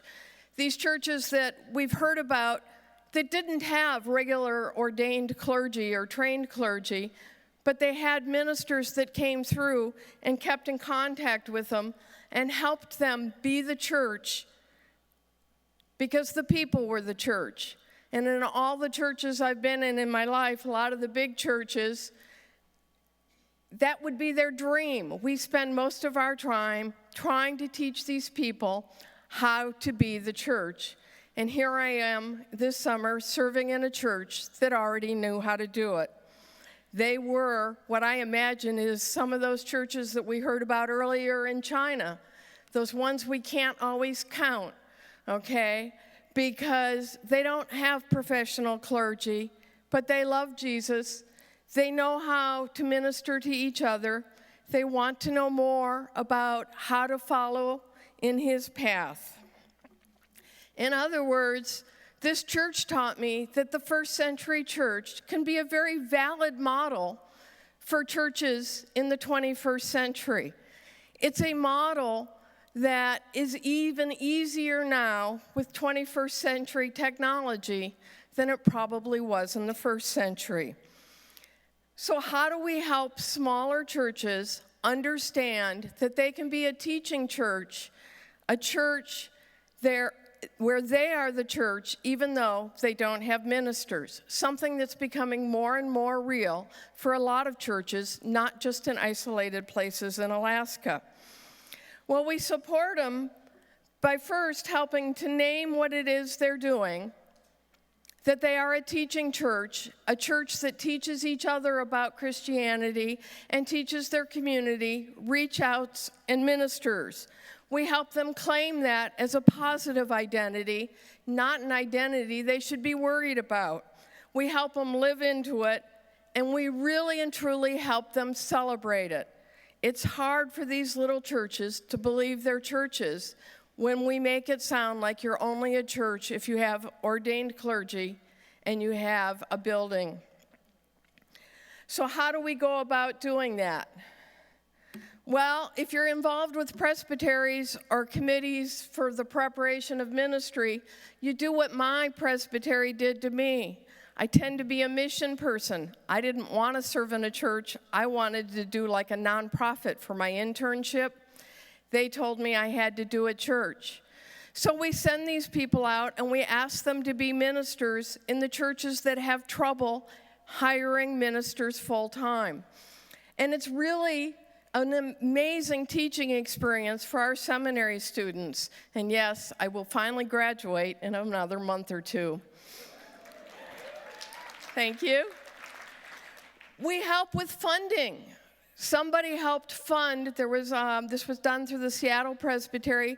Somebody helped fund my internship to go up and serve at this little church where they taught me far more about being a minister than I probably taught them. What about seminaries? I know I sat with somebody yesterday and I said part of my discussion was just for you. Seminaries, you need to quit saying that all of your internships are close by and convenient to where you're in school. Quit sending them to the church that may have a couple ministers already. Encourage us to get out, push us out of our comfort zone. And yes, I've had this discussion with seminarians who like to push back on me. But get us out of our comfort zone and send us out to be itinerant ministers in some of these smaller churches. Create classes. It's really a part-time that I did up in Alaska. Create some classes that could be done in conjunction as a distance learner. Larger churches, consider giving your pastor an extra couple weeks of vacation and send them out to this place or one of these small churches where they're going to learn some new stuff and some new energy for your church as well, and share your resources with them. And of course, everyone needs to be in prayer, and everyone can help fund these kind of programs. So the first century church is really a valid model that we need to encourage in the 21st century. It's a model that is still extremely usable for people to learn, experience, and teach the way. If you want more information, there's contact information. I know that the Northern Light Church is trying to help set up some more internships, and I do have a few limited pamphlets if you want to talk to me afterwards. Thank you. That's not mine.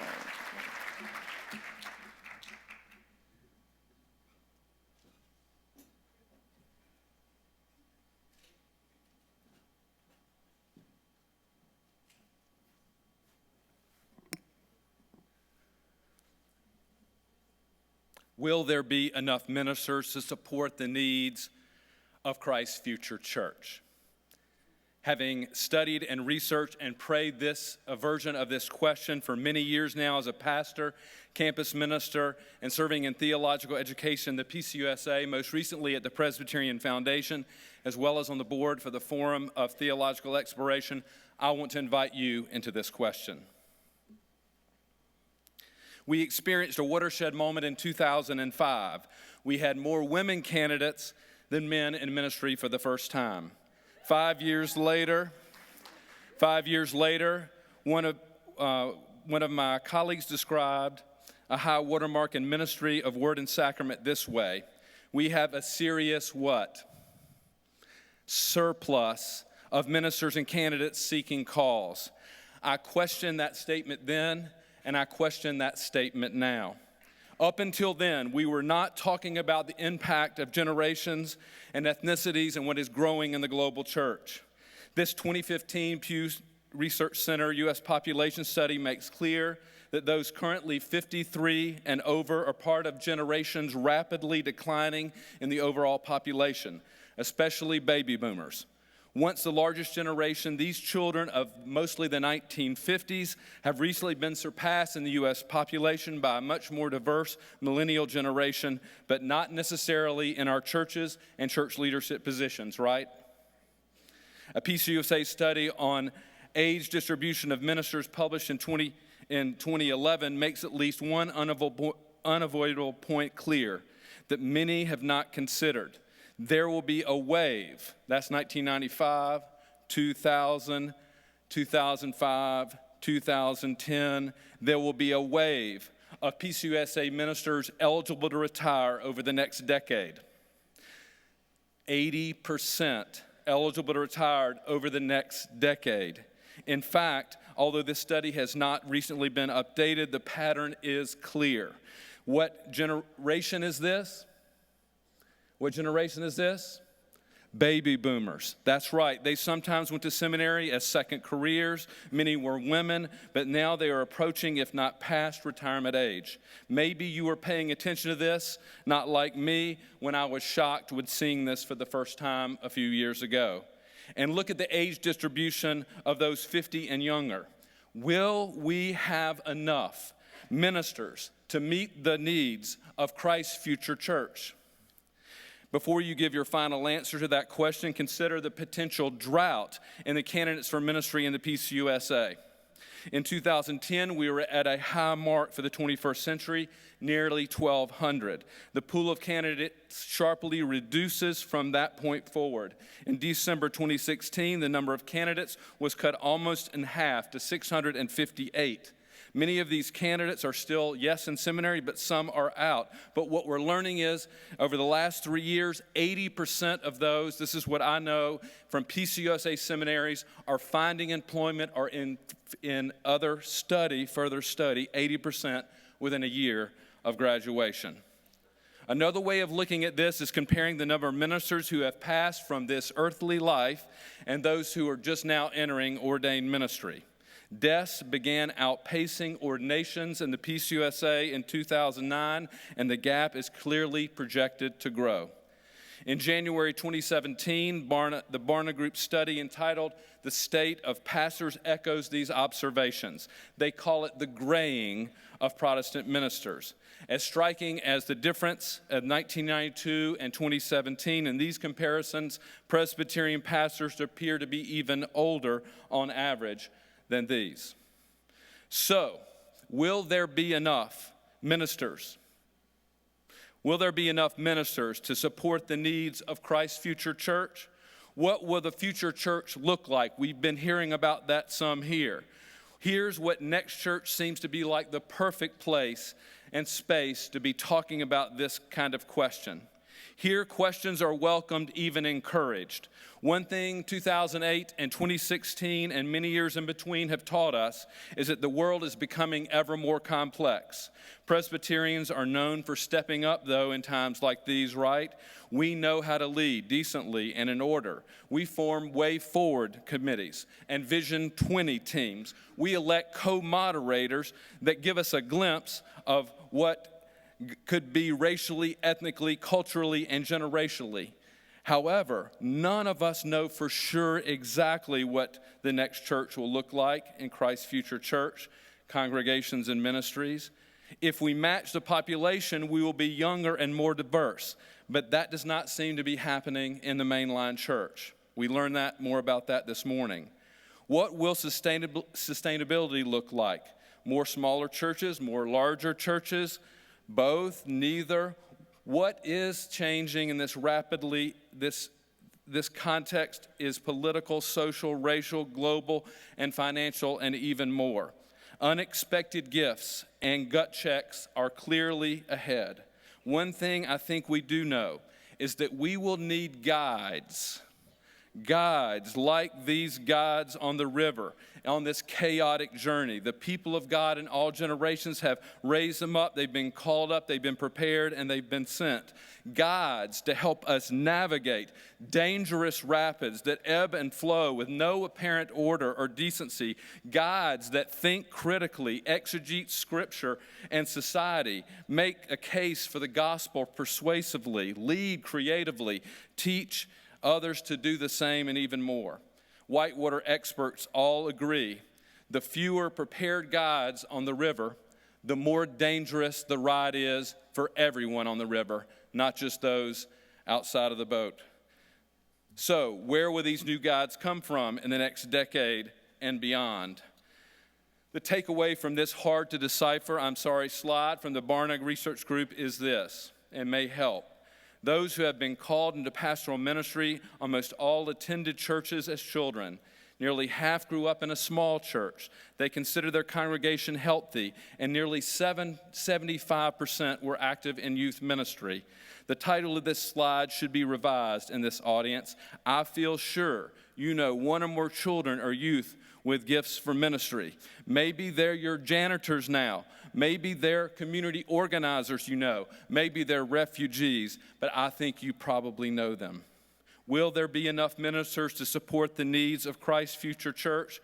We're not the only one wondering. Our close partners in the 90% white evangelical Lutheran Church in America have been working on this. They've been asking this question too. A comprehensive study released in April of last year considered an extensive list of factors at play in the financial position of congregations, the number of churches who have left lately. They talked about those that are destined to close. They looked at cultural and racial factors, generational shifts, bivocational ministry, and seminary enrollment trends. Here's what they say in conclusion. Read it with me if you'd like. The church needs more persons who will consider ordained ministry and become ordained pastors. Clearly, those concerned about the future of the church should seek out and encourage people they believe might be good persons, pastors, and open to the call. Programs to do so should be encouraged and supported by the church. Will there be enough ministers to support the needs of Christ's future church? Will there? Ultimately, the answer to that question is up to church leaders like us. I invite you to join me and many others supporting future ministers, whoever they are. God only knows, and God, I believe, is waiting on us to respond sooner rather than later. Please stay in touch about this and other questions that matter to you. Thank you, Next Church.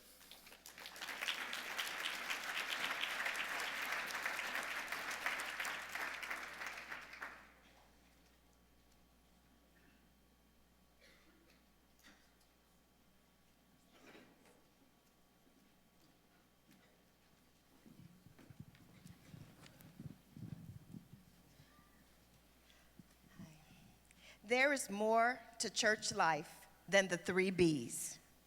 Butts in the seats, building size, and budgets. Let's face it, let's be for real. Many of our congregations feel just like a video that we're going to show you right now.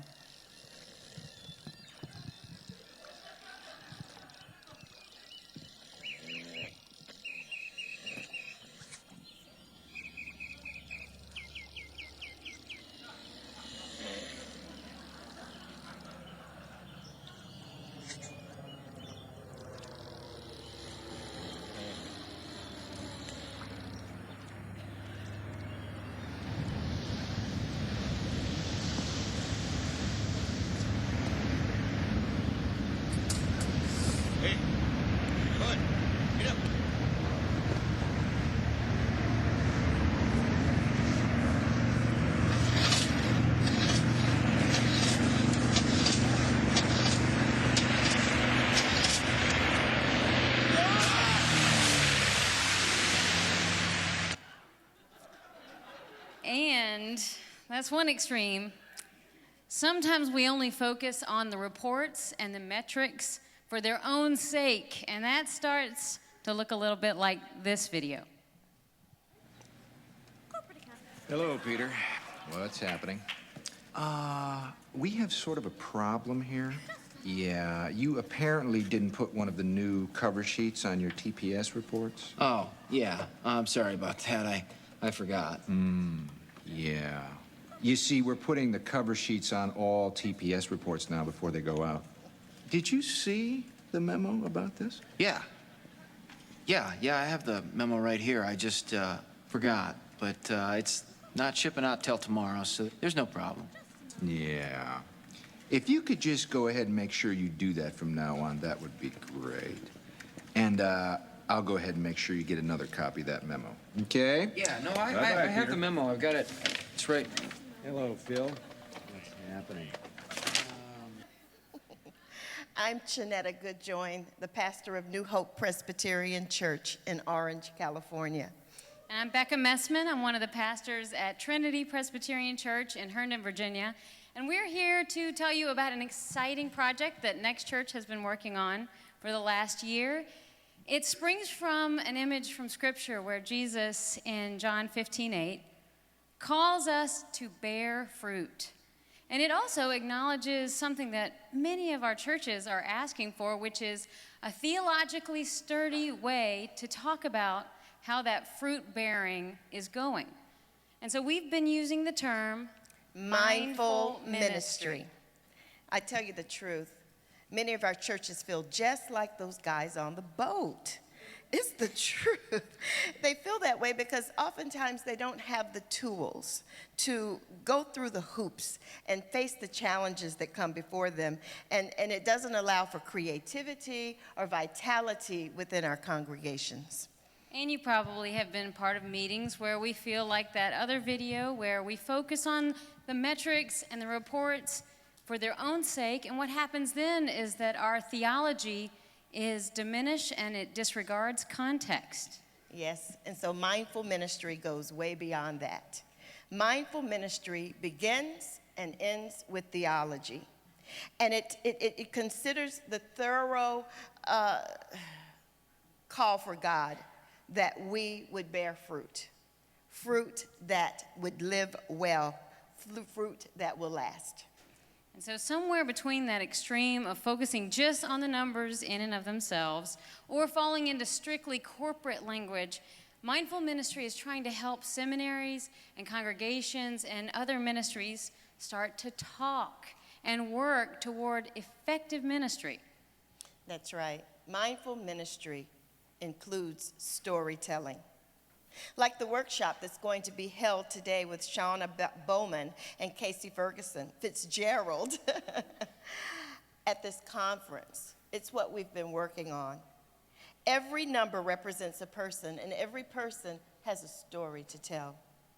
How do we tell the story of our particular person in a particular situation? How do we tell the story of a particular congregation in a particular place and time? Ultimately, what is the good news that we want to share with the world? We've got theology, we've got storytelling, and mindful ministry teaches a culture of assessment. Our group is developing helpful tools that we hope will inspire in the PCUSA a norm of evaluation.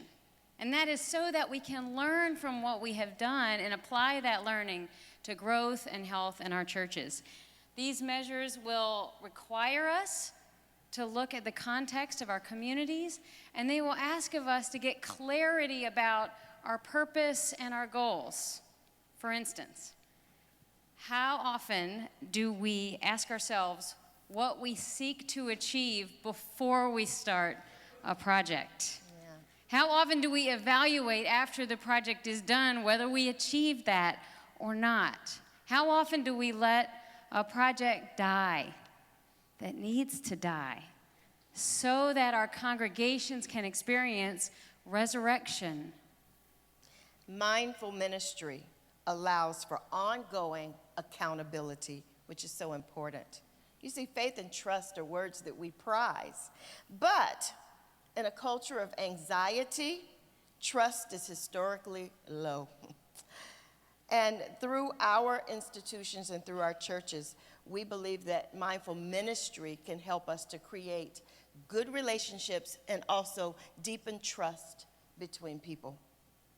We've got theology, accountability, assessment, trust, and it's got to be scalable because we know that there are as many disciple-making and missional communities in this world as there are cultural spaces to which God has called us to serve. So all of the congregations or nonprofits or ministries should have the ability to be able to use these tools in ways that serve their ministries because they know the needs that they're trying to address and they know the shape that God is calling them to take. But ultimately, what we hope happens is that through the tools that we will provide, through the training, these communities will be able to assemble and right-size their resources. They will be able to quantify their outputs, and they'll be able to assess their impact in the world. That's right. Mindful ministry seeks to give each community a tool to more deeply engage the movement toward fruitfulness. And this is just an overview. This is the beginning of the project. We wanted to give you a taste to let you know that it's happening, that it's going on, to invite you into this conversation.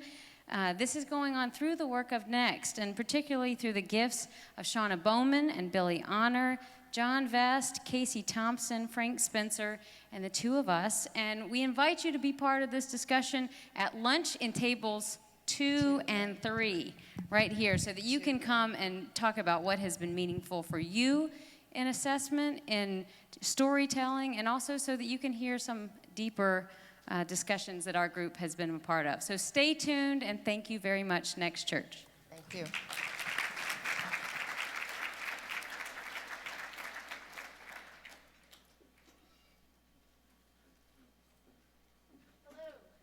How y'all doing? Good. So, that's Jen. I'm Jen. I'm That's Leslie. And we are your last two people on this stage before lunch. So, You ready to breathe? yeah, everybody stand up. So, look down at your feet just for a moment and become rooted through your feet into the floor and into the earth, into God's good creation. You are right where you are supposed to be. And now take your arms by your sides and just gently turn the thumbs to the back of the room and open your heart.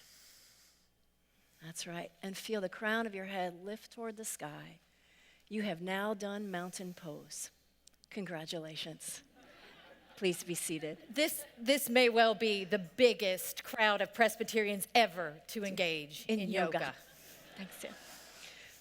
A reading from the Gospel of John.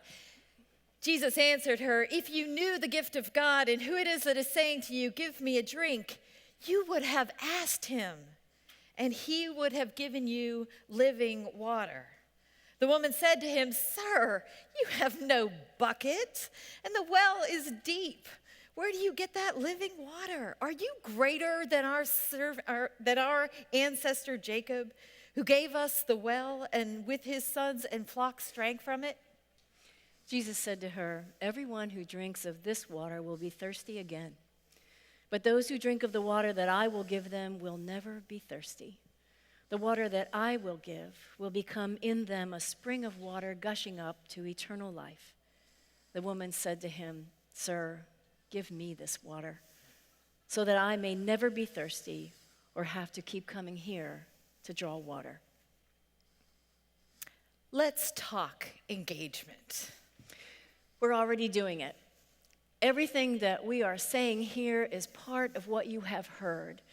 Engagement is the heart of the Next Church Conference. You came here to engage, to be drawn in, and to learn new ways of being church. So think about your intention from yesterday. What happened? Did your intention help you to engage? Did it allow you to engage differently? If you did something differently, what was it?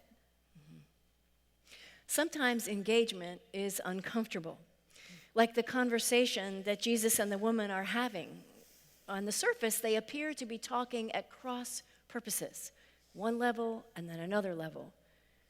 But each response and question that they answer each other and ask each other leads them both deeper into connection and to engagement with each other.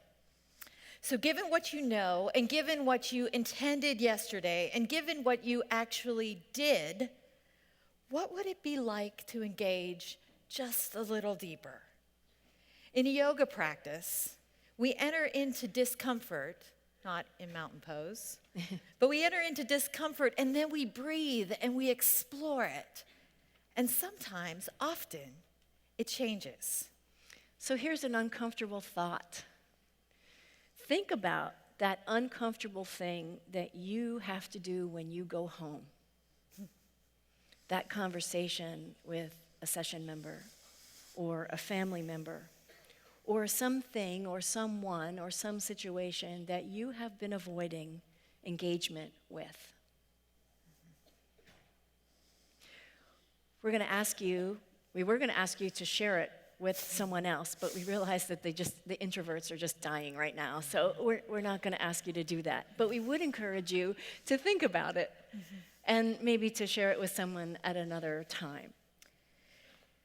Because the woman at the well did not intend to engage with Jesus, but because she was willing to step into her discomfort zone, they both were transformed.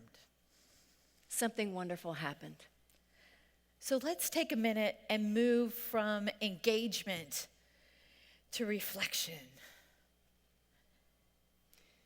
The scripture from John says, "You worship what you do not know. We worship what we do know, for salvation is from the Jews. But the hour is coming and is now here when the true worshipers will worship the Father in spirit and in truth, for the Father seeks such as these to worship him. God is spirit, and those who worship him must worship in spirit and in truth." The woman said to him, "I know that Messiah is coming, who is called Christ. When he comes, he will proclaim all things to us." Jesus said to her, "I am he, the one who is speaking to you."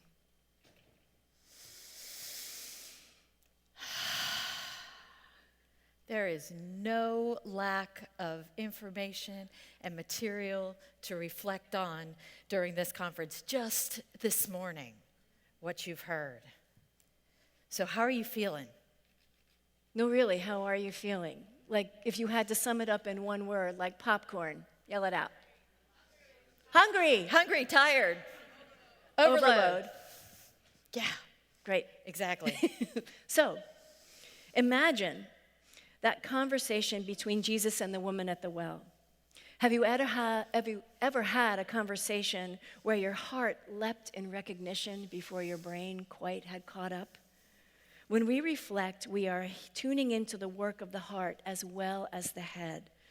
You know the Hallmark commercial where that young soldier shows up at his mother's door and your heart catches and there's a little thing on your throat and then your brain goes, "It's only a commercial," right? Right? Yeah. Reflection is the ability to hold our experience with compassion and intellectual curiosity, but without judgment. Reflection is not regret or evaluation of what coulda, woulda, shoulda been. It's about exploring that, and with compassion, how did we engage? What might we have done differently, holding how we engaged with compassion and love? So we're going to take 3 deep breaths together.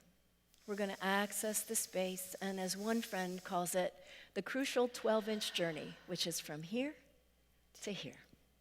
And so I invite you to plant both feet on the floor, sit back in your chair, and open the heart, whether you can turn the thumbs to the back of the room or just rest the palms on the thighs. Sit upright and erect but relaxed. And then let your eyes gently close. And then take a deep breath in. And let it go. Feeling the muscles settle over the bones and the skin settle gently over the muscles. And then take another deep breath in, filling your body with breath and light. And exhale, let it go. And then one more time, inhale deeply. And exhale. Let your eyes gently open. What we have just done together is what the Latins called conspirare, to breathe together. Reflection is where the head and the heart naturally come together.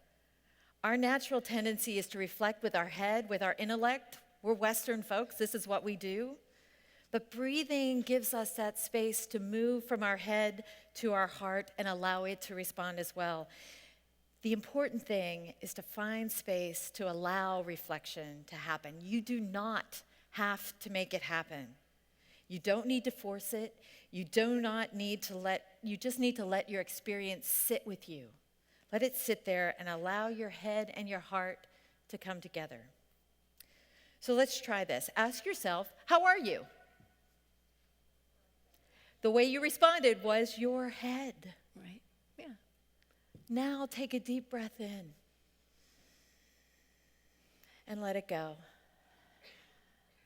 And ask yourself, how are you? That's your heart. Give yourself the opportunity to do that. Enjoy your lunch. Enjoy your lunch. Thanks.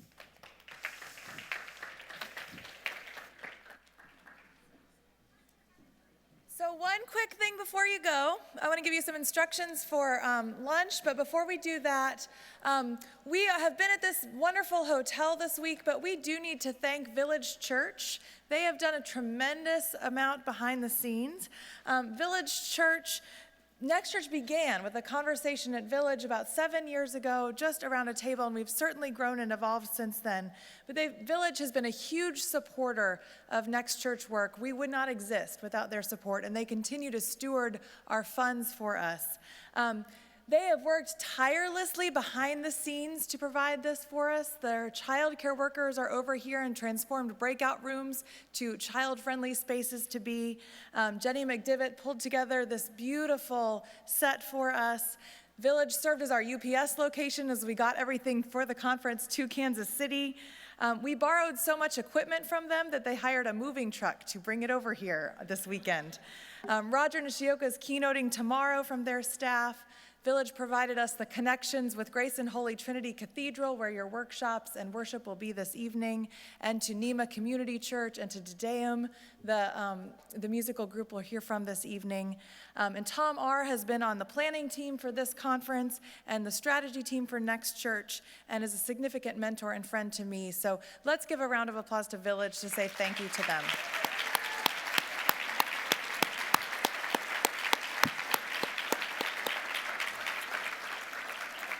And I'm going to introduce Laura Heifetz to give you some instructions for lunch and other events this week.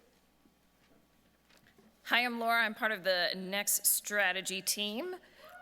People of color, there was a conversation with a few of us when we first gathered on Monday morning, and we will have a follow-up conversation for those who are here tomorrow morning at the Johnson C. Smith Theological Seminary breakfast, and also learn more about Johnson C. Smith's current work. So please join if you're here. It is time for lunch. Don't go yet. Lunch will again be in the exhibit space. Pick up your lunch and then join a conversation. There are a few that will be in assigned rooms. Those are listed in your packet. There will also be conversations around tables in this room. The topics will be listed on this screen, and table numbers have been placed, have been placed on tables.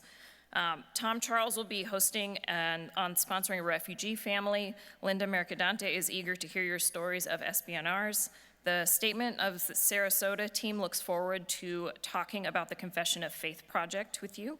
And the mindful ministry work we just heard about will also be hosting a conversation, and there will be some more. After lunch, we will have 2 sessions of workshops followed by worship over at Grace and Holy Trinity Cathedral. So please check out the map and address in your packet. It's on Cathedral and 13th. And let us pray for lunch. Loving God, we have been fed so much this morning. We give you thanks for the food we receive and that we shall receive during lunch. We pray for all those whose hard work has made our meal possible. We pray for justice for them. Make our community whole. In the name of our brother, Jesus Christ, amen.